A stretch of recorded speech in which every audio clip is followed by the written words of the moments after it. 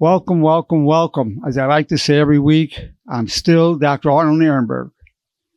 Licensed to practice clinical psychology since 1974. I like to say I've been licensed to walk upon this earth since 1941. 83 years of age, and very happy to be still on this earth with you and the opportunity to share with you lessons and insights and inspirations of a lifetime, with the intention of uplifting you and your loved ones for the rest of your lives. That's my intention, to have a definite impact from our communication today. Today is June 4th, 2024. The title of today's presentation is How Not To Die Prematurely. How Not To Die Prematurely. I would say everybody I know who's passed away, and the older you get, the more those people become, died prematurely.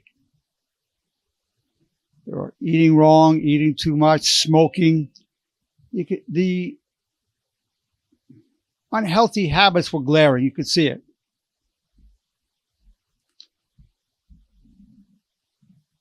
In terms of not dying prematurely, it depends on your will to live. It depends on your will to live. Now, the true measure of the will to live is not what people say. People say, oh yeah, I want to be healthy. I want to live a long, healthy life filled with energy and vitality. Everybody will tell you that. But that's not what shows whether they have a will to live. Look what they put in the shopping baskets at a grocery store. See what they put in there. Most people that I see have all kinds of unhealthy foods in there, toxic. From alcohol to cigarettes to processed foods, processed meats, very sugary desserts. That's what you see in food baskets. You go to the restaurant, same thing. People order very unhealthy foods. Just look what's on the plate. I remember I was at a cafe one time, and this gentleman was sitting across the way from us, and he had 4 children with him, and we were talking for a little while. And he said he had diabetes. His blood sugar would go to 300, and he was very concerned about it, as he should be. So my food comes in, and then I see his food comes in. Big stack of pancakes, white flour, which turns right to sugar, glucose in the blood, and he doused it with maple syrup, just sugar. I looked at him and I say, hey, bro, I don't want to put my nose in your business, but didn't you just tell me you have diabetes? He said, yeah, but I just can't resist this. And okay. Afterwards, when they were leaving, his son came running over to me, gave me a hug, and said, thanks for having that input with my dad. I appreciate it. His will to live wasn't that strong. Most people would put pleasure and comfort and enjoyment before their health. So that's the predicament. So how not to die prematurely? The first thing is you have to have the will to live. And that has to be greater than your desire for enjoyment and pleasure and entertainment. Has to come before that. Otherwise, your death will be premature.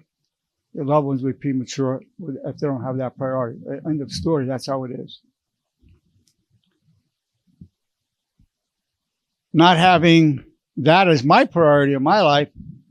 I had a heart attack when I was 61, prostate cancer at 65, labile hypertension in my late 60s, 67, 68. I'm still dealing, even though I have an extremely healthy diet now for the last 14 years, still paying the price for those times. So I've been there. I know what it's like to put life and health first. I know a lot of people who have wonderful retirement plans, wonderful 401ks, hundreds and hundreds of thousands, even millions of dollars in it. But if you don't have your health, you're not going to enjoy that money when you retire. If you retire, you're not going to enjoy it. The real goal is to have a retirement plan being your health. Your health should be your 401k. Health is your 401k. That's your retirement plan.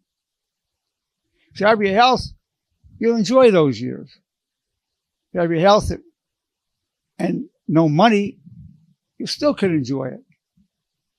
But if you have money and your health is really compromised, you're not going to enjoy it. Remember, my father and I came up with this saying: man spends his health in search of wealth, and then spends his wealth in search of health. That's very much what's going on. So working hard, saving, getting money aside, do it. But you have to prioritize your health. Now, the way to increase the will to live, you must have a sense of purpose in life. A sense of purpose will energize your will to live. Every session I have when I'm doing therapy, without exception, I always say, what is your purpose in life? When I first start, many people say they don't know, or they'll say my children, or my family, my health. But after we talk for a while, and we have a number of sessions, and you'll understand what my whole program is about, they'll tell you their purpose in life: health, family, and honor. And some will just say family and honor. It's usually a combination of those three: health, family, and honor. Honor is key. Then so if you have a sense of purpose, then increase the will to live. So how you make your livelihood at best is in line with that purpose. Now, if you have a job, and that job is something you do from 9 to 5 to pay your bills. We all have to do that. Nobody escapes that. You got to have money. A career is a job you enjoy. So career is a step above that in terms of health, because you're enjoying it. But it's even healthier than that is a calling, because a calling is a career you would do for free if you could afford to. That's even healthier for you. Motivate you even more to stay alive. And a destiny is a calling you would pay to do if you could afford to do that. My work is a destiny. I would actually pay to meet all the wonderful, beautiful human beings I meet every day. Beautiful, wonderful, noble beings who struggle mightily against their lower natures to rise up into honor and nobility. Beautiful, beautiful. So to the extent you climb that ladder from job to career to calling to destiny, your desire to prioritize staying alive goes up. Now, everybody will say to you, I will have to die someday. I'm going to keep smoking. I'm going to enjoy my life. I'm going to go ahead and eat all this processed meat and all these sweet foods. I'm going to enjoy my life while I'm here. We all got to go. Of course, they're right. But what I say to them, you're lucky if you drop dead immediately and you're gone. But it could be a prolonged death. If it's cancer, it could be dragged out for years and be suffering and on chemo and throwing up and one thing or another. It could be a long death. You're going to regret it then. And I've seen it regretted. I know one person that smoked and she regretted it later. I kept telling her, don't smoke, don't smoke. Had a long drawn out death of 7 years. My father, he died of a heart attack. So he went over quickly. The year before that, I said, hey, Dad, the way you're eating, you're killing yourself. And he said to me, son, I guess it's an unconscious death wish. Your lady was dead, just kept eating. And he knew those foods weren't good for him. It's not a matter of knowledge. No, people know. That gentleman I met at that restaurant, he knew those pancakes and that syrup was deleterious to his health. He knew he shouldn't be having it, but he did it. So we know healthy from unhealthy, and people are choosing unhealthy because they want to enjoy their lives. You can enjoy it for that moment, but you're not going to like the way out, because with diabetes, which she had, more prone to cancer, more prone to Alzheimer's, more prone to heart attacks. The two main killers in our society in these times are cardiovascular disease, getting heart attacks and strokes, and cancer. Those are the two main ones. So we're going to talk about ways of trying to prevent that. In fact, I'll tell you right now. One, you want to stop eating processed foods. One, you want to have a foundation diet of beans, greens, and berries. Beans, greens, and berries. I'm not saying just eat only that, but that's the foundation. Beans, greens, and berries. Then certainly you want to get your omega-3s. You need that. Fish like salmon. You want to have garlic and onions. You want to have mushrooms. You want to have probiotics, whether it's kefir or yogurt or fermented foods like kimchi or sauerkraut. You need those kimchi, those little friendly, good bacteria that we need to fill ourselves with. These are, this will give you a foundation of preventing heart attacks. Now, the two aspects of cardiovascular health. One is structural. You get some blockage of an artery. Plaque starts building up. It's got cholesterol in there, some fatty triglycerides, maybe a cap of calcium. And then it starts closing. Your arteries start closing. Not necessarily won't kill you, but when one of those plaques ruptures, the body treats it like a wound. So the blood comes in and coagulates on it. The blood platelets adhere to each other to help heal that wound. And that blocks the passage of the blood, so the heart's not getting oxygen and nutrients. That's the heart attack. That's the stroke. If you get it around the coronary arteries, it's a heart attack. If you get it in the carotid arteries, that's a stroke. Now, the way to reduce the plaque is garlic. Garlic will actually reduce your plaque. A good study in Germany, one at UCLA. Garlic, over a period of time, will reduce that plaque in your arteries. Lecithin will reduce the plaque in your arteries. Then you want to have it where it's stable. You want to stabilize the plaque. Gotu-kola and ginkgo biloba combination will help stabilize it so it's not going to rupture, so it's inclined to rupture. If you're on a statin drug, that does a number of things. It will lower your cholesterol. It will lower your triglycerides. It will stabilize the plaque. It also helps combat the inflammation in the coronary arteries. So there's a lot of benefit, but a lot of drawbacks to statin drugs. Predispose you to muscle and tendon injuries. But it's said amongst cardiologists, the lesser of two evils. I'm a world champion powerlifter, a world champion bodybuilder. At 83, my strength is compromised, not because of my age, because of injuries. I was on statin drugs, predisposed me to having my bicep tendon tear, supraspinatus tear, partial bicep tendon tear, a partial meniscus tear on my left knee. These are things that slowed me down in my power and my strength. I'm still very strong, but compromised. Now, so the structural aspect, the plaque building up is an issue. The other is electrical. You can be getting PVCs, premature ventricular contractions, and also you can get atrial fibrillation. Getting atrial fibrillation, that's electrical. Now you think about electrical problems. Fish oil, which is extremely healthy for you, lowers triglycerides, which is very, very important. But sometimes it could precipitate atrial fibrillation. Caffeine can help precipitate atrial fibrillation. I keep a watch on me, an iPhone watch, because it'll tell me if I'm getting atrial fib.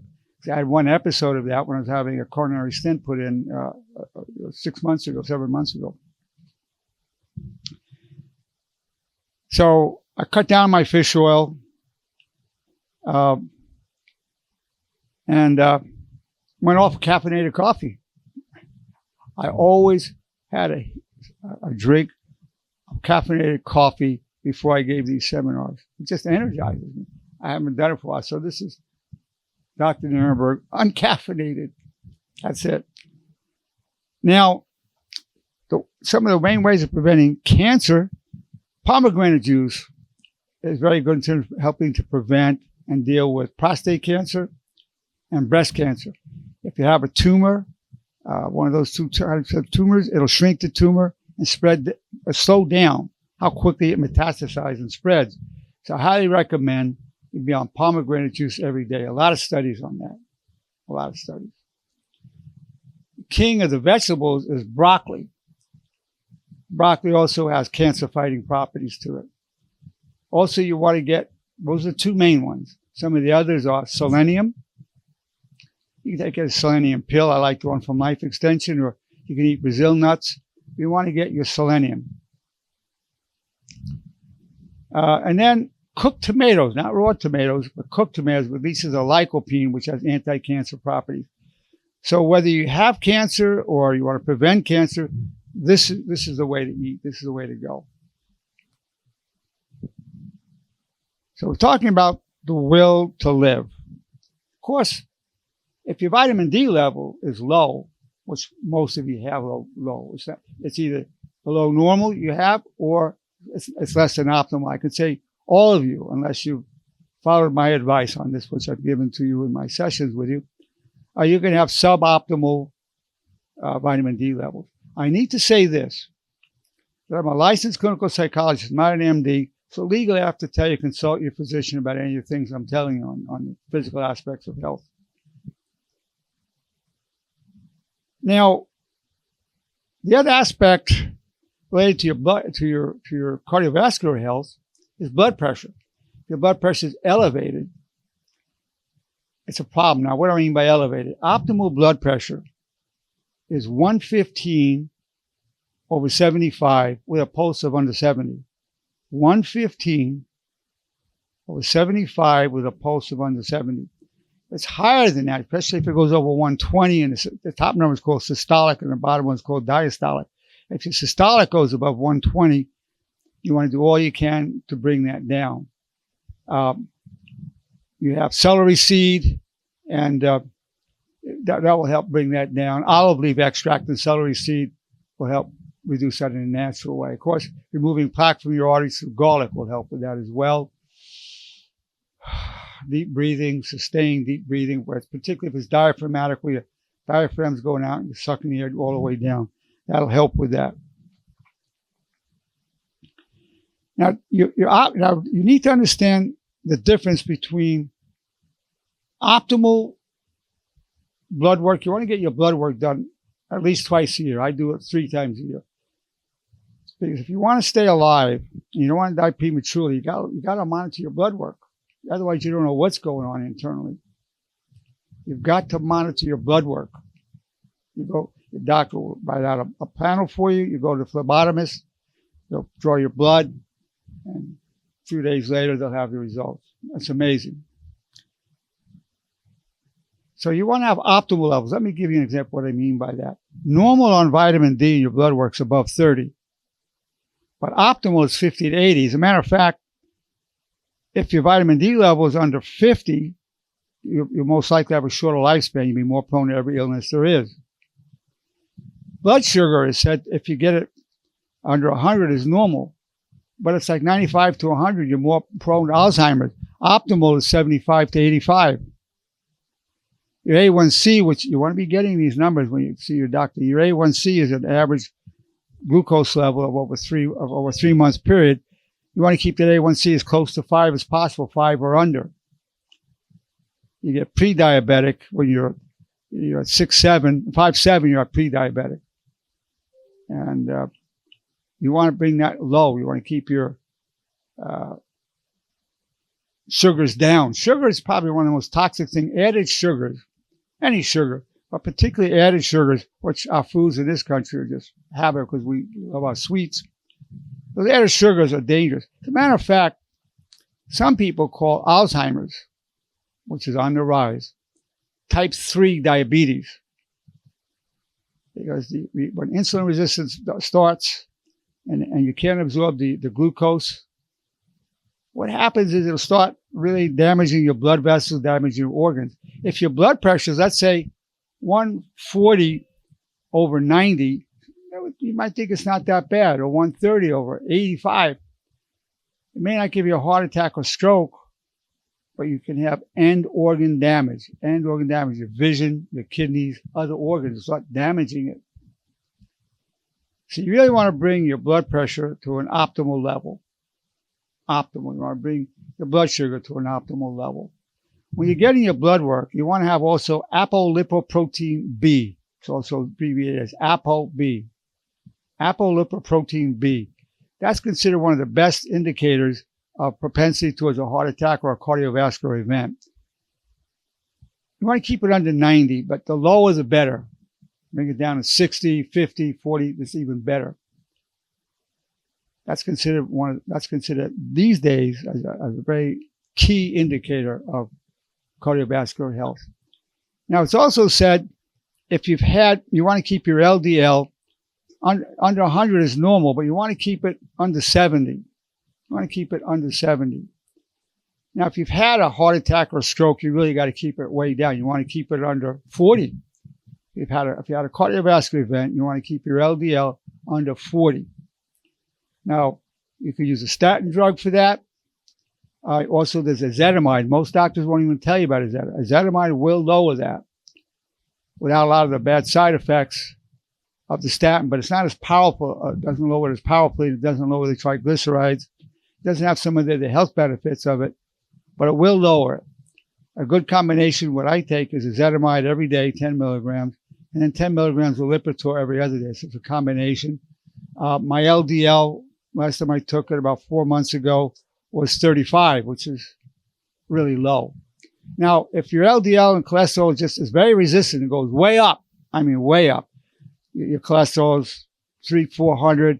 Your LDL is, 200. It's really high. They have an injection you can give yourself called Repatha. Inject it, you put it in your knee or in your belly area, and it will lower it tremendously. When I tried it, my LDL went down to 12, which was insanely low. But there's negative side effects from the Repatha, and statin drugs will raise your blood sugar levels. So when I took the Repatha, my LDL came way the heck down. But my A1C, which is normally about 5.3 to 5.4, went up to 5.8. So I went off the Repatha, and it's coming down. I'm going to have a blood test this Thursday. We'll see how it comes, if it's coming down further. One thing I want you to see, the way I'm talking to you, particularly when you get to my age, maybe your age, I'll tell you a secret. Staying alive is a full-time job. Staying alive is a full-time job. At best, it becomes a hobby. For me, it's a hobby and a full-time job. I've helped so many people, and I know my knowledge is vast because I'm very motivated to stay alive because I have a strong sense of purpose of being honored to the world, to bring it into myself, to my loved ones, to my family, to my people, and to the world. So I have a strong sense of purpose. So my will to live is very strong. Now, at some point, we're all going to face our death. We're all going to face our deaths. The best way to deal with your own death is to face it bravely. Whatever that means to you at your time of going, whatever it means to me at time of going, we want to aspire to face it bravely. We want to be brave when we're coming to that point. What that can mean can be different. One person I can mean getting up and dancing and falling over. Somebody else could say, yippee, I'm going. Whatever it is. Now, of course, how you deal with your death depends on whether you believe in God or not, or whether you're an eternal soul. If you don't believe in God or your eternal soul, you feel, well, this is it. When I'm going. That's the end of it. For those who believe in God as I do, that we're eternal souls, all the divine teachers tell us that the next life is far superior to this life. As a matter of fact, there are many people who I would have called near-death experiences. They were clinically dead, and I know one such person, and went to the other side. Many of them see a light. They see relatives. And some of these individuals become angry when the doctors revive them because they really liked it on the other side. We're all told that the other side is far greater than here. The way to look at it is, when we're in our mother's womb, we're developing eyes and arms and legs. We're not using it at all. And all just darkness all around us. Not that interesting a world. And we don't even know on the side, right outside this little veil of flesh of our mother's womb was light and a very interesting world. We didn't know it. We're born into this world, and here we are. Well, this world is said to have an invisible veil, so the next life is here, but we're developing attributes. When we come into this world, we use our eyes. We didn't use it when we were in the womb. We couldn't see in the dark. So then we go into the next life. We use other dimensions of ourselves that we're developing. Virtues, to the extent that we're honorable, that we achieve love, kindness, wisdom, compassion. All of that affects the brightness of the light that we become as we go into the next world. Now we're going to need that when we go there, which is far superior to here in terms of all spiritual teachings and in terms of people's near-death experiences. So the best attitude is to look forward to going on, which I don't know how achievable it is, but at least intellectually aspire. So I'm really looking forward to going on, but then fight like hell to stay here. We kind of stay as long as we can. For us, when someone passes away, for that person, it's a good thing. But the people left behind, that's a loss, big loss.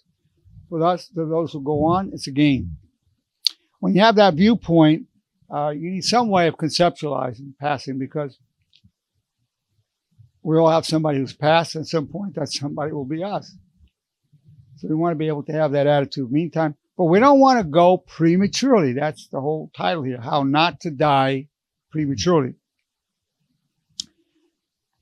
So certainly in terms of nutrition, gut health, you want to get your probiotics, and fiber is a prebiotic that you can get from vegetables and fruits, a prebiotic that will feed those probiotics so they can grow, particularly some of the good ones, Bifidus, Acidophilus. There's some of these strains that are great. So there are more of them in us than there are more cells of them in us than there are of us.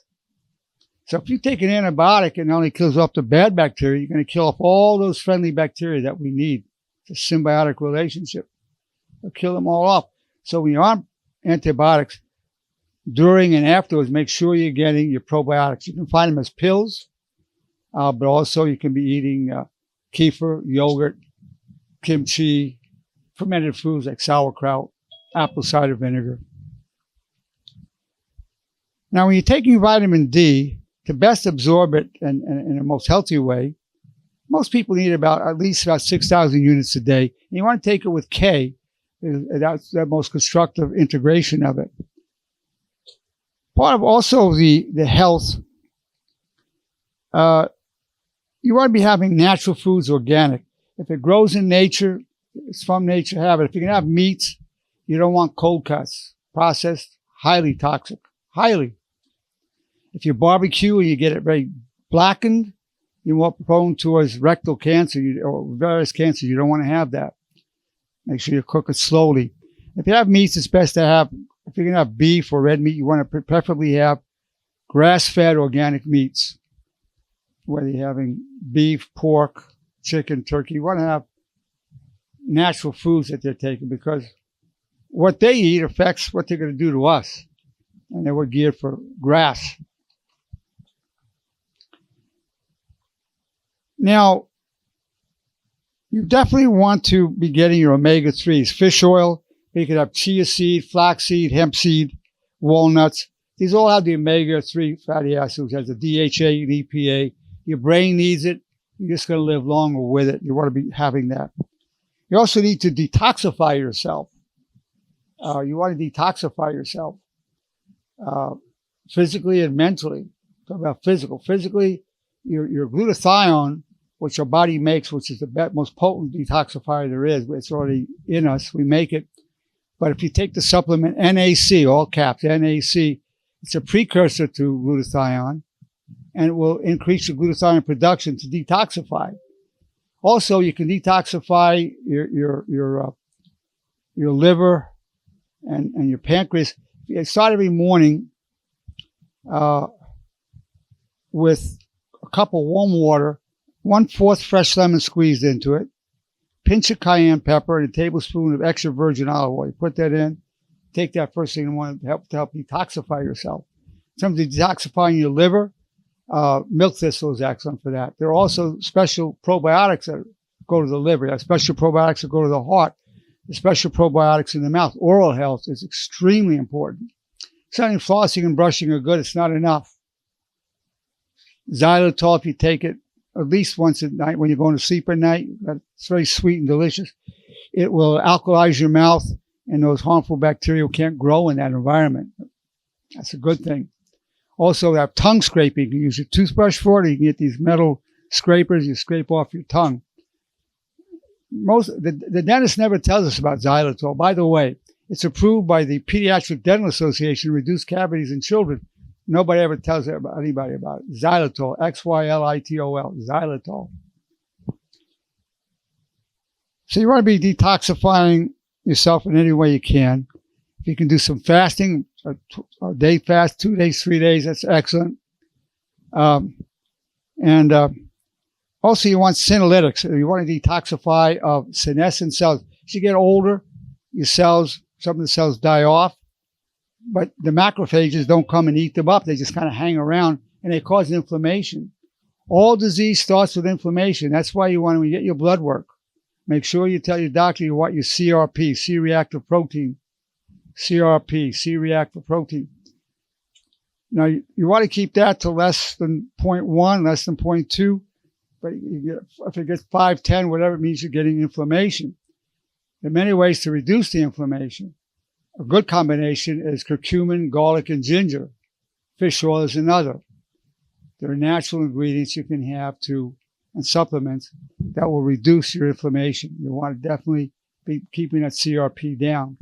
Also, you want to keep your homocysteine down. My doctor won't even take your homocysteine if you tell him you don't. If you don't even mention you want, he won't do it.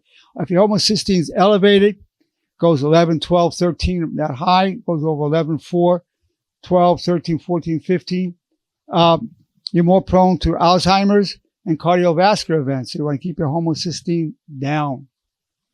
And the way to bring it down is you want to have the combination of folic acid, B12, and B6.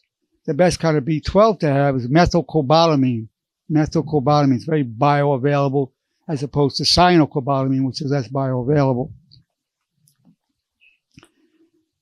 So you want to have your medical team, your health team, your doctor. You may have a nutritionist. You may have a number of doctors, a cardiologist, your general practitioner, whatever. You have a team. You may have a nutritionist you talk to, so a naturopath, chiropractor, massage therapist. You have that team. And certainly you want to consult with competent physicians, whatever going on. Doesn't mean you have to follow their advice, but you sure want to listen to it and then make a decision. A lot of us don't want to take allopathic medicine, what are these prescription drugs. I understand, but there are times we need them. There are times we must have them. If we can deal with it naturally, that's the best way. But there are times you need them. I'm on them. I'm on a number of hypertensive medications to control my blood pressure. They're very powerful. They have side effects, I'm sure. But if you want to stay here, you're going to have to do that. Certainly, you're going to have to be outdoors. You want to have good, clean air. If your air quality index is above 60, I won't even go for a walk. You want it preferably under 50. Air quality index, the AQI. The air you breathe is going to affect your lungs. Very important. If you're outside and there are fires, we're in Southern California, if there are fires, you're breathing that air. Air quality index can go up to 110, 130. That's like, you might as well be smoking 5 packs of cigarettes. So you want to know the air quality index. You want to have good water. A lot of good water supplies. Spring water, Kangen water, many good kinds of water. The water from the faucet is questionable in terms of what's in it. You certainly need time to sleep. Sleep's very important. If you have a problem sleeping, you could take melatonin.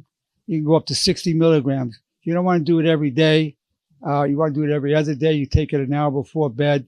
Your pineal gland, right in your brain, makes melatonin, so you don't want to make your pineal gland lazy. So that's why you don't take it every day. You take it every other day. The side effect of melatonin is it helps prevent different cancers. It helps prevent different cancers. So it's a good one to take. Now, you can start with 5 milligrams, go to 10, 15. Now, some people, if they get to too high a dose, are very groggy when they wake up, or their dreams are too spooky. If I take too high a dose, I get very groggy. It's hard for me to be fully awake afterwards. But then, so you have melatonin, and then you have time-release melatonin. You can get time-release melatonin. It keeps releasing for a 6-hour period. So some people fall asleep, and they wake up, but if you're on the time release, it'll help put you out. If you're listening to a lecture that's interesting but soothing, it could also put you out. I fall asleep listening to different videos. It's very important. I learn as I'm going to sleep. I tell a lot of my patients, say, look, my videos are very interesting, but my voice is so soothing, it will put you to sleep. A lot of people laugh when I say that. It will put you to sleep. So fall asleep with that. If you wake up again, just listen to my video. It'll put you out while you're learning. Now, I'm going to give you an important concept. You want to be moving. Being sedentary lifestyle, just sitting all the time, that's considered the new smoking. You'll live a lot longer if you're moving, you're getting around. Now, there's certain types of movement that really prolong life even more. Qigong, which is a Chinese art form, medical art form, and yoga. I do the 5 rites of Tibet yoga. I do Qigong every day.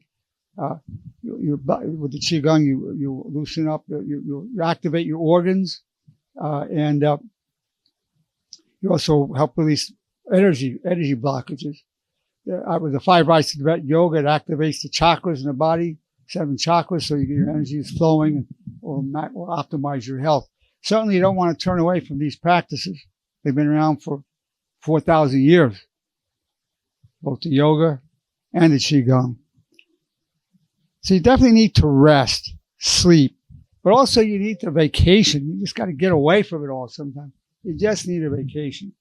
But what is a vacation? You can spend $20,000 making a trip around the world. If you're arguing with your spouse, it's not a vacation. Vacation is not a location. It's a state of mind. Vacation is not a location. It's a state of mind. So you have this, when you hear now, one good thought to bring you present is take a deep breath. I'm here now, right now. Enjoy the moment. You get a little vacation from whatever's going on. If you want to be slowing down your thoughts, that'll do it. Deep breathing will slow down your thoughts. This is an overview. We can go on and on about these aspects, but the mental detoxification is key. And I wrote a book on it. It's on my website, narnatherapy.com. Mental detoxification, you're getting a lot of negative thoughts. I know that. Whoever watches this, I know you get a lot of negative thoughts. We know from a massive study at the University of Maryland that 80% of people's thoughts are negative. 80% of people's thoughts are negative. So I know you're having negative thoughts. We're all prone to that. It comes from our lower animal nature. It's normal. We have that negativity, so we're alert to dangers, so we can survive. So going into, you don't fight those thoughts. You're getting a negative thought. You don't want to fight it. Let it be. You're not responsible. Don't blame yourself. You didn't choose it. It's based on your genetics, family upbringing, societal norms. The way you detoxify it is you balance it with a constructive thought, such as, I'll be fine. Or God willing, I'll be fine. Or I hope to come back much stronger than ever. I'll be fine. If you believe in God as I do, I go, I'll be fine, God willing. I hope to come back much stronger than ever. Now, reciting the 4 commandments of honor 3 times a day will help you with mental detoxification. It will detoxify your negativity by balancing it with constructive, honorable, positive thoughts. The 4 commandments of honor are these. I wish you well. I take full responsibility for co-creating my reality and my problems. I'm grateful for the power I gain from hardship. And one of two thoughts depends if you believe in God or not. If you don't believe in God or want to address God, I seek always to serve my highest values. If you want to address God as I do, God, your wish is my only wish. You do it 3 times a day, and you have to do it all your life. You got to make a commitment to do it for all the days of your life. In fact, I had a pledge that we have many people take. It goes, as a disciple of honor, I pledge myself all the days of my life to the 4 commandments of honor. And I will teach them to those I love. I'll repeat them every morning, afternoon, and evening, and listen to myself recite them. That's a lifetime commitment. And it's extremely healthy. It leads to mental detoxification. Then you want to increase the probability that you're going to apply it. And the way to do that is take what I call the bridge between honor and reality. The bridge is this. What's the most honorable thing to think, say, and do? What's the most honorable thing to think, say, and do? So any situation you're in, that big honor becomes the gold standard. You go, what's the most honorable thing to think, say, and do? So in this path of honor, we're no longer looking for happiness. We're looking for honor, which is the foundation of true happiness. I mean, you could have fun and entertainment and enjoyment without honor, but you can't have true happiness without it.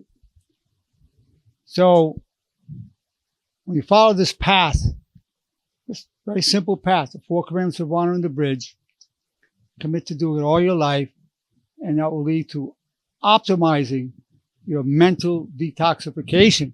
You'll get those negative thoughts, but not as often, not with the same intensity or same duration. And you have more resilience, more self-respect. You'll come out of your hardships with more compassion and wisdom. You cannot achieve wisdom. It's impossible to achieve wisdom without suffering. So when you're in your suffering, a couple of derivatives of, I'm grateful for the power gained from hardship. I have 2 derivatives of that. One is, I hope to come back much stronger than ever. Or I hope to come back much stronger than ever, God willing. The other one is, what's the best true story I can tell myself about this problem? And another derivative, actually 3 derivatives, is God, if you believe in God as I do, God, and as many of my people do, God, I'm extremely grateful for the gift of trials and tribulations that bring me closer to you. God, I'm extremely grateful for the gift of trials and tribulations that bring me closer to you. So this is the best path towards mental detoxification. And when you balance your negative thoughts with these honorable thoughts, it doesn't mean that the negative thought goes away, but you don't fight the negative.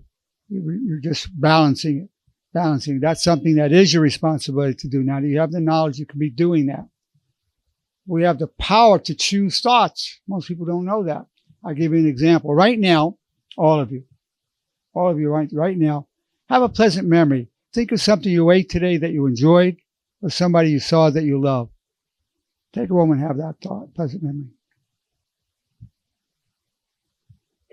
I know that you did it effortlessly, rapidly, naturally. 6-year-old could do it. But look at what you did. You chose the polarity of the thought. It was a positive, pleasant memory. It wasn't negative.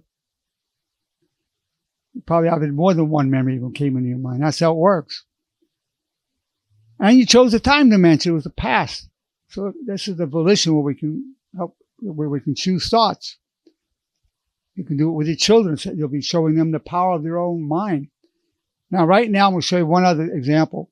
Right now, have this thought 3 times. Repeat it silently to yourself 3 times. I wish you well.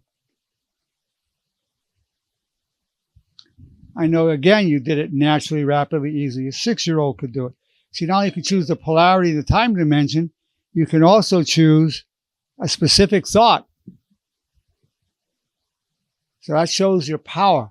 The whole system is based on that volition. And only humans have this power. No other species have it. Other species have problem solving, emotions, and whatnot, and stimulus response, instincts. But only we can choose what thoughts we want to have. It's doable. It's demonstrated. So you want to be able to aspire to mental detoxification. I have many lectures on it. on my website. I also have a book called Mental Detoxification. Well, it's been my pleasure to present this to you.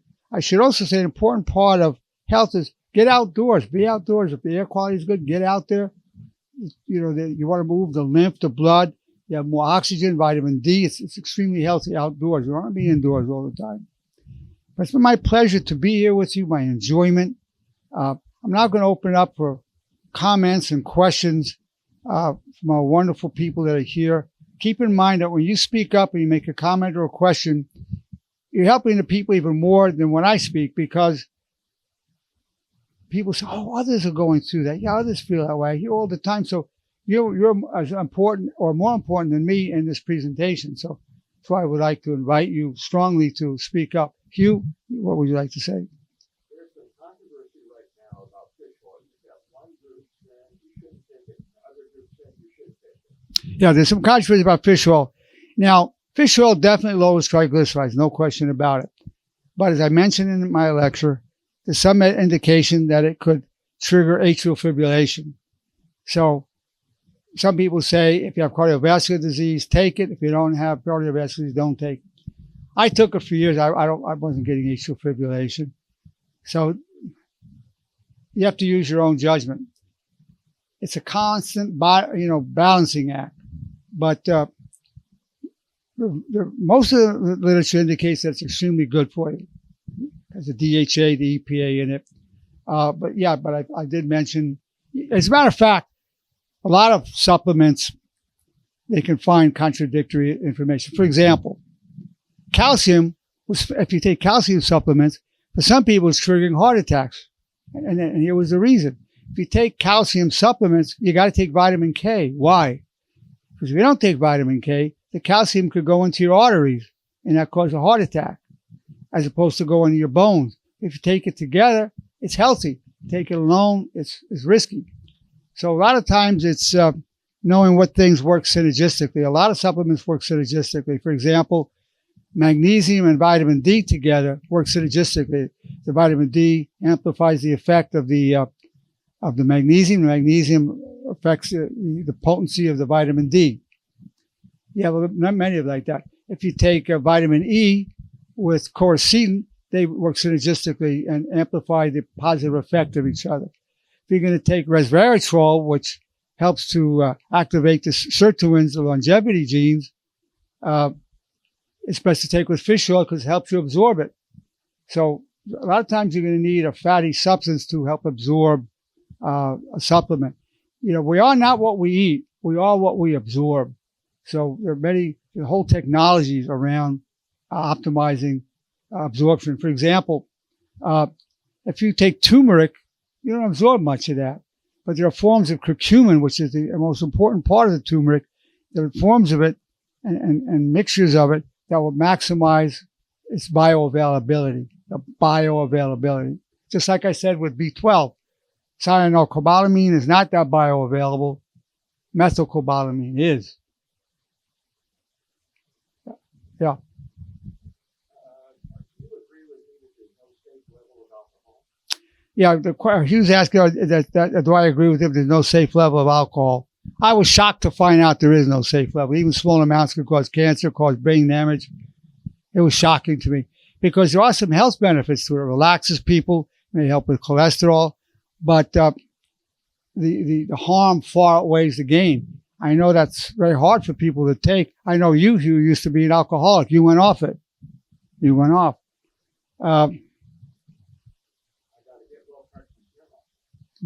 You got to get well card from Smirnoff. Listen, you look at milk. Now, I grew up when milk was considered one of the healthiest foods you can have. It's got the calcium, it's got proteins in it. As a power lift, I was always on it. Now at 65, I ended up with prostate cancer. Turns out the casein protein causes breast cancer and breast cancer. You don't want dairy products. You don't want the cheese. You don't want the milk. Who knew it? But there's health benefits to it, definitely. But it also kills you. You can just look at the China study by Dr. Campbell, very thick book on it. And in there, it's demonstrated that dairy products can cause prostate and breast cancer. Who knew? So you have many things that have a healthy dimension to it. Oh, they got fluoride, for example. Now, fluoride they put in the toothpaste. Definitely reduces cavities, no question about it. Also promotes cancer and Alzheimer's. You can have great teeth and go with Alzheimer's or have a cancer. So some of these things is just not worth doing for the benefit you're going to get. Alcohol is one of those. Dairy products are another. Thank you, you. Good questions, good comments. What about colonoscopy?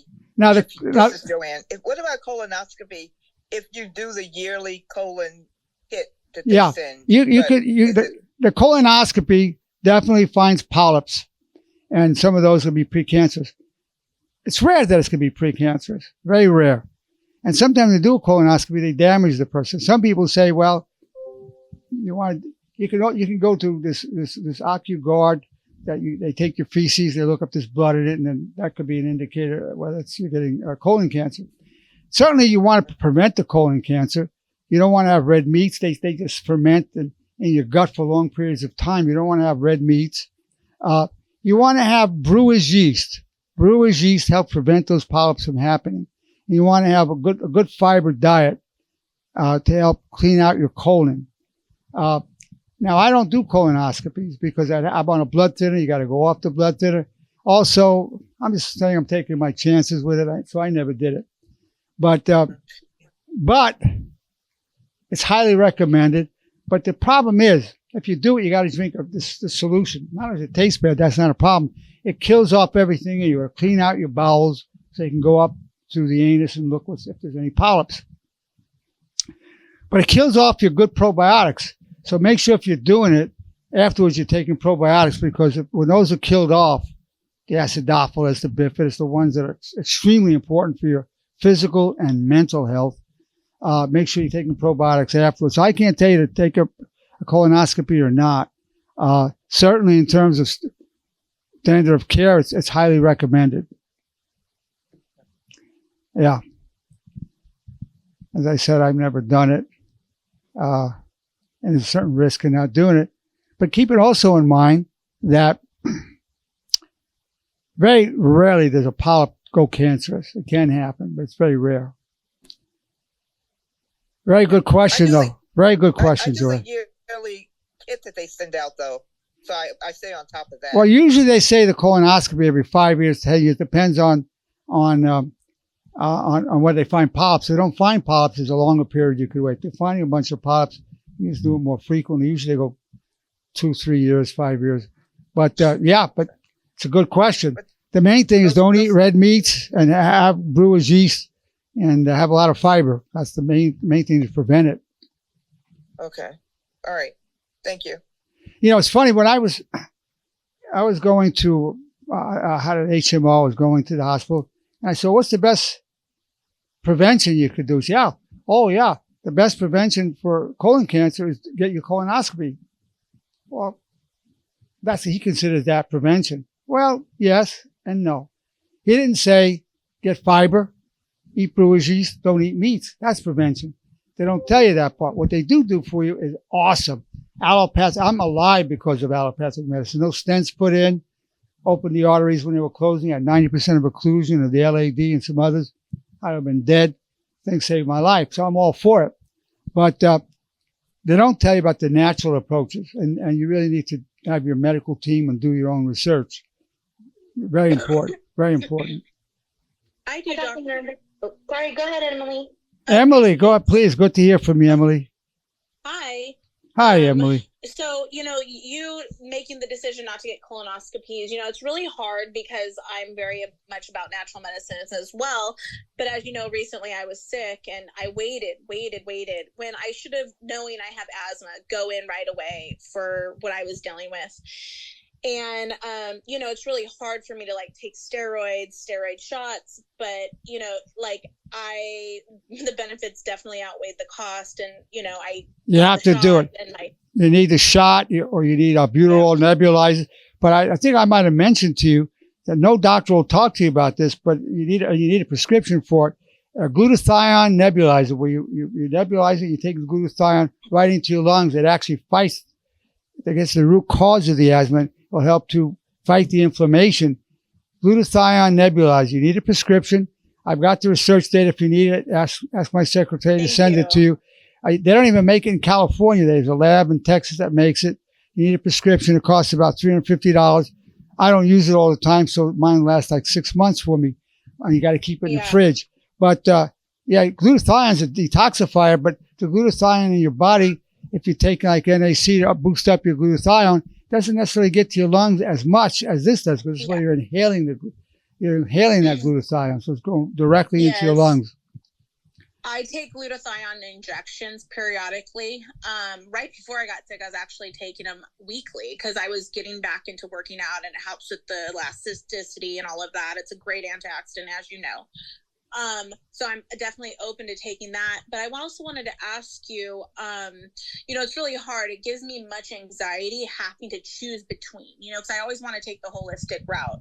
But, once you obviously, as you get older, there's more things like for women with hormone therapy and different, like, how do you stay very confident with your decision with not letting it, I sit there and I ruminate on well, here's the thing, Emily.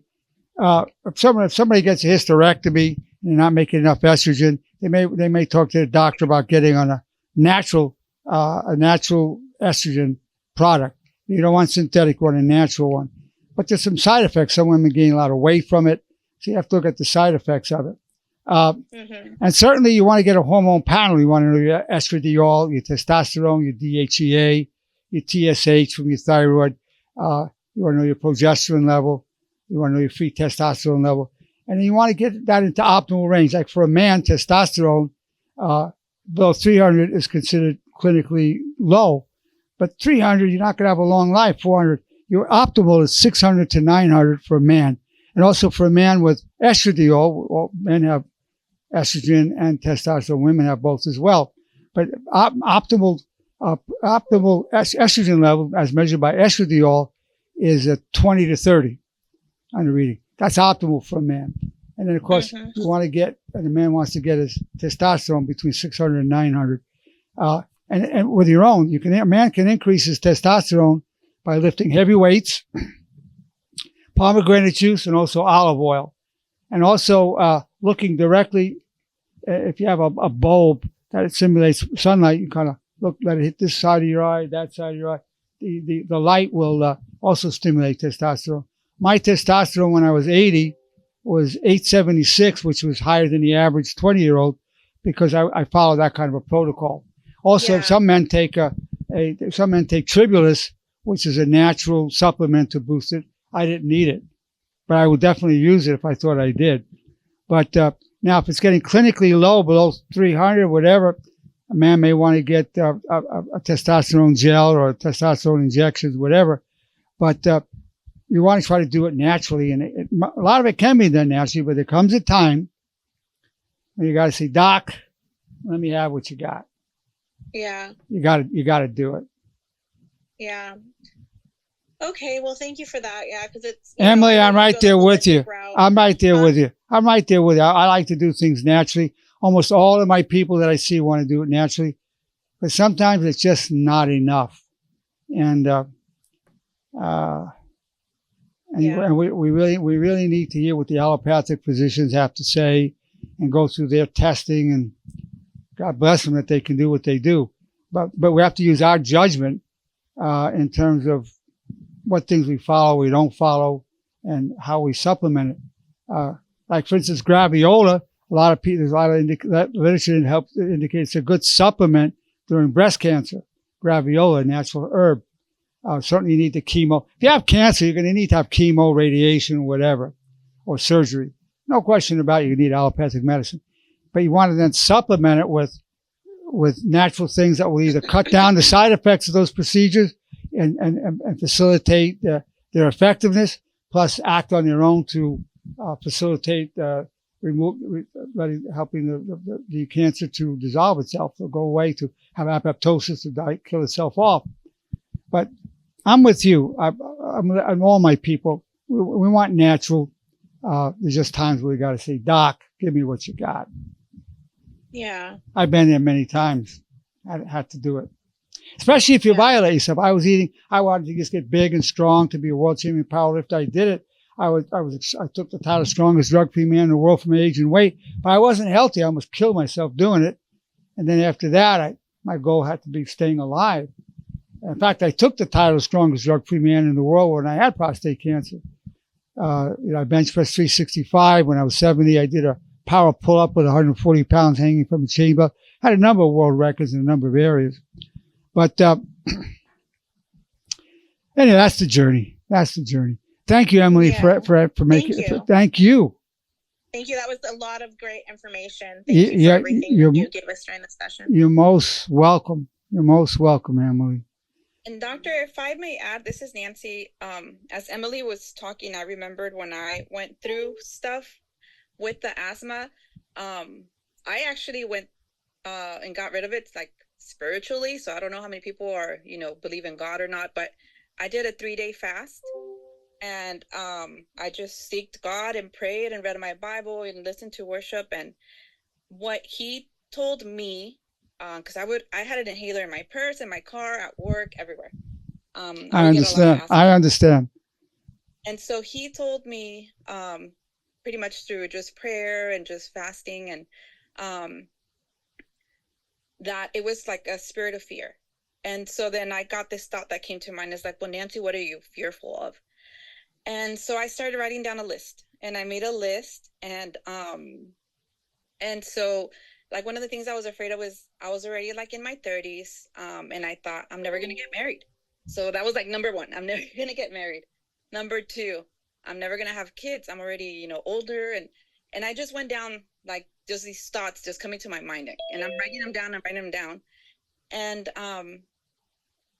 And so then, I just kept praying. I was just seeking God. I'm like, God, so what do you think? And, kept reading my Bible, listening to worship. And then I felt like a sense of, okay, just go through each one. And so I started processing each one. I said, okay, what's with this? I'm never going to get married. And then, let me interject something. For what you're saying is extremely powerful. There's no question. The mind, body, spirit interaction. No question about it. I'm really glad you brought that up. When I was going to see the results of my biopsy for my prostate cancer, to see whether that was cancer or not, I said, God, if you want to take me from this cancer, I want to have cancer. I want to go if that's what you want. If you want me to stay alive to serve you, I want to stay here to serve you. And God, if you have no preference, I prefer to survive and live and stay here to serve you. Well, it turns out it was cancer, but it was actually removed before it metastasized, so I was fine. But you got to face the fear that way. That can only help. Now, whether it's going to cure everybody, probably not. Cured you. Certainly my attitude was great for me, although it didn't cure my cancer. But I certainly went in there with a beautiful attitude. I felt so happy. I felt so spiritual going into my prostatectomy. I was joking around with the physicians, and we had some good laughs going into the surgery room. So certainly that enhances the prognosis. If it doesn't cure you, it'll certainly enhance the prognosis. But that's an amazing story. And thank you for bringing it up, Nancy. That is powerful. Yeah, you're welcome. So eventually, after the, people were asking me, oh, Nancy, how's your asthma? And I used to tell them, oh, my asthma is really bad. And another thing I picked up was like, it's not mine. It doesn't belong to me. I wasn't born with this, and so I started saying the asthma is gone. And after saying that for like a week, 2 weeks, honestly, like you said, it's like the mind, the spirit, the just speaking it out. I haven't had an asthma attack since like that. How many years have it been since you've had an asthma attack? Probably like 9. I don't even use an inhaler anymore. Wow. I haven't used one or touched one in a long time, which it's funny because that was my last resort. I didn't have insurance at the time. And when I would go in, they told me you don't qualify. I would see people that would come in and I'd be like, how come she qualifies? Well, listen, I understand that journey of dealing with insurance and whatnot, but I just want to say thank you for sharing that. It's an extremely powerful, and definitely spiritual healing is real. No question about it. Most of us need to combine it with natural and allopathic medicine, but that's an amazing story, and it can't hurt. It can only help. It can only help. It cannot hurt. Thank you for that, Nancy. Thank you so much. Really. Welcome. Thank you. Who else would like to ask something or say something? Because you're helping each other a lot by sharing this.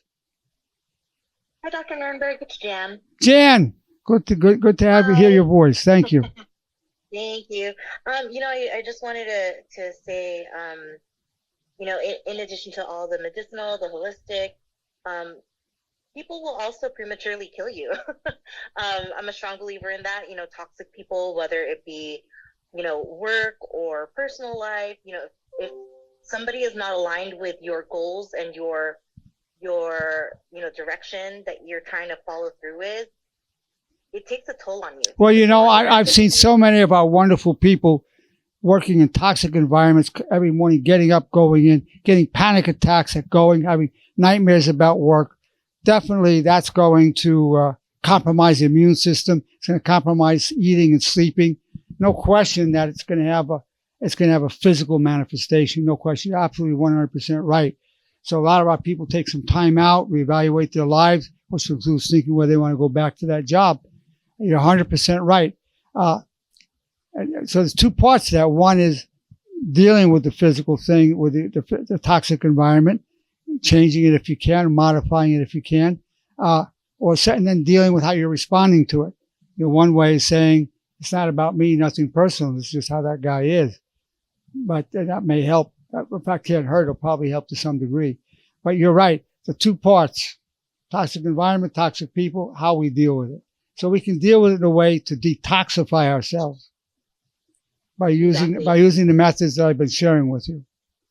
Yes. Perfect, man.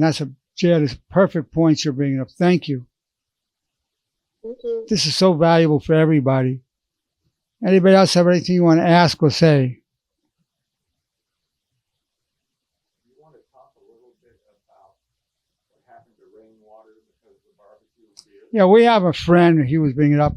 He would drink beer, and he was doing barbecues every day. He was having pork or beef all the time, and it was black, and it would just really get black, and it tastes good. I don't think we knew back then how toxic it was. Well, he died of rectal cancer, and Richard went pretty quickly. He started bleeding, losing weight, and he just had a number of surgeries. And I saw him the night before he passed, and I could see he was going. And I talked to the doctor about it. He had sepsis; his organs had shut down.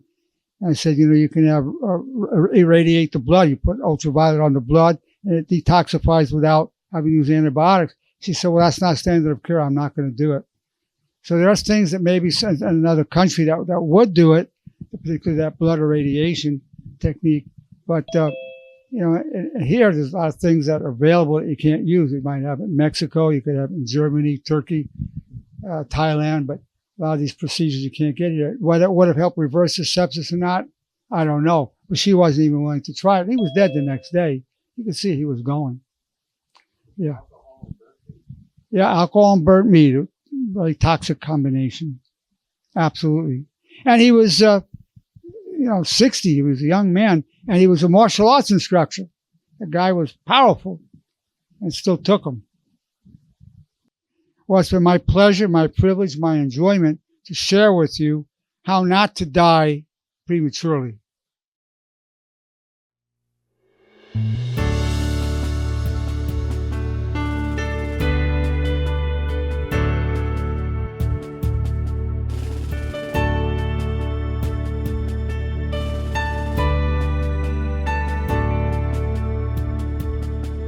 The sea of destiny is in your deepest struggle.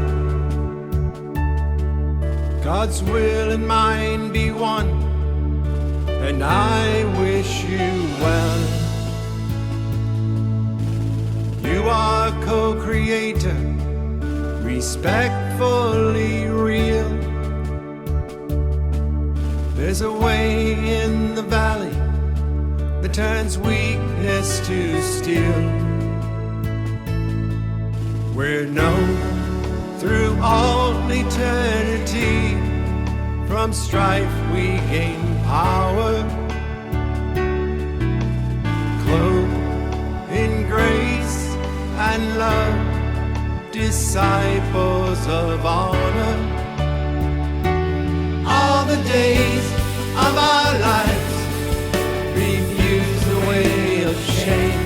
We wish nobody harm, have no one to blame. Your high calling will be done, and pure eyes now glow. In darkness crave the good, like waters from the desert flow.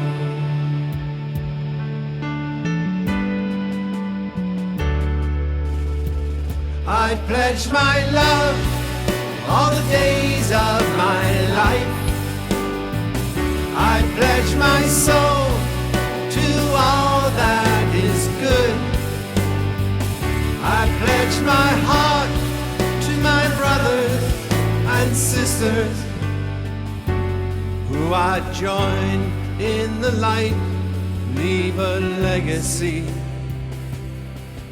of honor.